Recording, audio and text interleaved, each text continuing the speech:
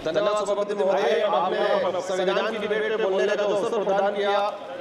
आज हमारे देश के लिए एक सबसे सर्वोच्च और सबसे शुद्ध ग्रंथ है संविधान। आज इस सदन में मैं पहुंचा हूं, कहीं न कहीं संविधान की मेहरबानी है और मेरे निर्वाचन क्षेत्र की जनता की मेहरबानी है। मैं संविधान को नमन करते हुए, मेरे क्षेत्र की जनता को प्रणाम करते हुए मैं मेरी बात को रखना चाहूंगा। इस संविधान के अंदर प्रावधान किया गया है कि देश के अंदर रहने वाला प्रत्येक वर्ग और विशेषकर ध्यान रखा गया है कि इस देश का जो गरीब है तबका है और आदिवासी समुदाय हो, एससी समुदाय हो, उनके उत्थान के लिए प्रावधान किए गए संविधान के अंदर। लेकिन आज बड़े दुख के साथ कहना पड़ रहा है कि 75 वर्ष हो गए, लेकिन संविधान के अंदर जो आदिवासी समुदाय के हित में जो प्रावधान बने हुए हैं, अनुच्छेद 244 के अंतर्गत 5वीं अनुसूची, अनुच्छेद 244(2) के अंतर्गत 6ठी अनुसूची के तहत अनुसूचित क्षेत्र जनजाति क्षेत्र के प्रावधानों को आज तक धरातल पे लागू नहीं किया गया है।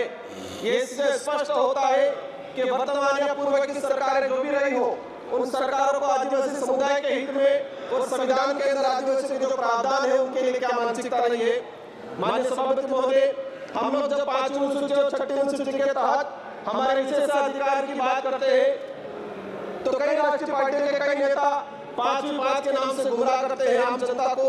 बड़े दुख की बात है कि 5वीं अनुसूची और 6ठी अनुसूची क्षेत्र में रहने वाली आम जनता को आज तक इनके अधिकारों के बारे में नहीं बताया गया, नहीं पता चला उनको। माननीय सभापति महोदय, आज रिजर्वेशन का निजीकरण किया गया है, ये भी संविधान में कुठाराघात है। जातिगत जनगणना की लंबे समय से मांग चल रही है, जातिगत जनगणना नहीं हो रही है, ये भी एक संविधान पे कहीं न कुठाराघात है। मणिपुर की जो घटनाएं हुई है उससे भी ये सिद्ध होता है कि संविधान पे कहीं न कुठाराघात है। माननीय सभापति महोदय, इस अवसर पे मैं भीमराव अम्बेडकर जी, बाबा साहब, जयपाल सिंह मुंडा, नेहरू जी, ऐसे कई महापुरुषों को याद करना चाहूंगा जिन्होंने इस देश को शानदार संविधान दिया है। और इसी अवसर पे आज ही के दिन जो शहीद हुए सैनिक है, इनको भी नमन करना चाहूंगा। संविधान के प्रावधान के तहत पैसा एक्ट आया इस देश के अंदर, 1996 में पैसा एक्ट आया, आज 28 साल हो गए, लेकिन आज भी कई राज्यों में पैसा एक्ट के कानून नहीं बने हुए हैं। माननीय सभापति महोदय, पैसा एक्ट में प्रावधान है कि शेड्यूल एरिया के अंदर जो भी जमीन है, कोई भी उद्योगपति या कोई भी गवर्नमेंट लेती है तो उसको पैसा एक्ट की ग्राम सभा के तहत अनुमति लेना अनिवार्य है।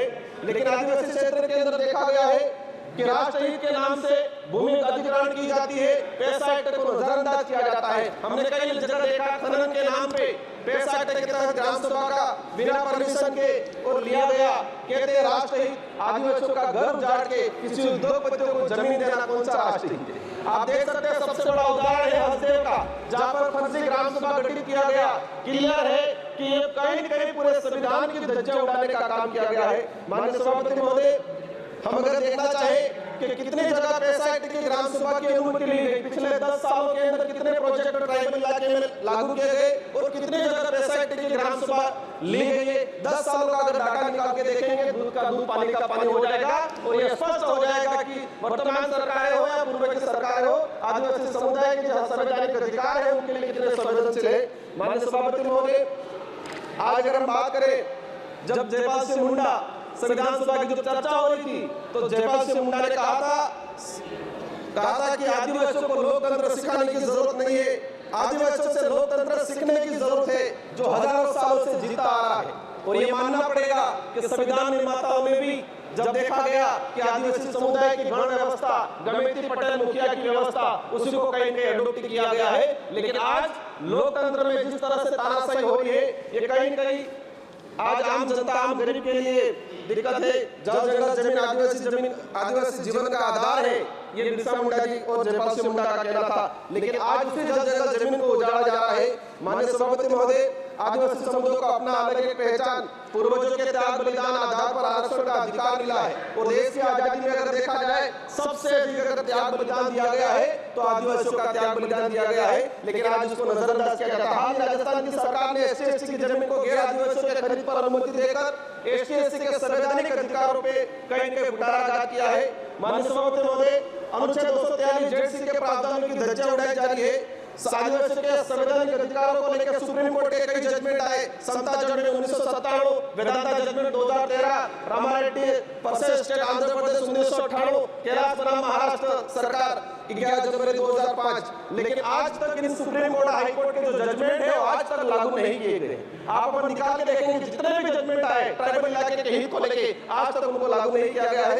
माननीय सभापति महोदय, हजार के बलिदान के बाद Chota Nagpur tenancy act 1908, Santal Pargana tenancy act 1949, Wilson rules 1837, ये जो जितने भी जो एक्ट आए थे, हजारों लोगों ने अपना बलिदान दिया था, इसके बाद आए थे। लेकिन देखा गया है आजादी के बाद इन किसी भी एक्ट पे कोई प्रावधान नहीं किया गया है। माननीय सभापति महोदय, मैं लास्ट 30 मिनट में आपकी बात में समझ रहा हूँ, मैं अपनी बात को रखूंगा। हमारे देश की न्याय व्यवस्था की बात करें, एट्रोसिटी की जो बात करें, देश के अंदर इतने सभा की कार्यवाही